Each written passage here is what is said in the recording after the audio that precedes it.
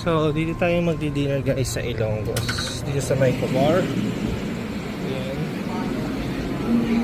Andito yung mga kasal living natin. Ayan. Ito yung loob.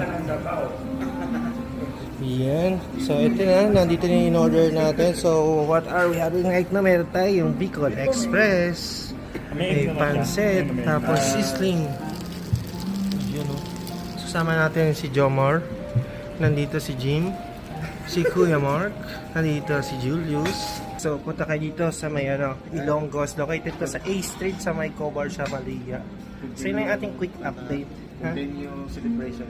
Oo, okay. Hindi naman nag-i-end. Continue celebration. Siya di pa rin magbabayad. Birthday pa rin daw ni Julius.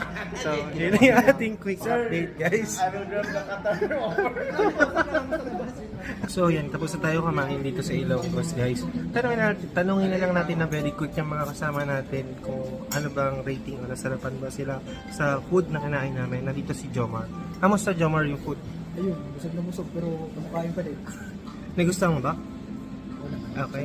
100%. Si ano naman, si Julius. Julius, kamusta? Sulit. Okay. Sulit na sulit. Kuya Mark, ikaw? Amazing. Amazing. Si Jim. Jim, kamusta? Ihilang pahinga. May ganun.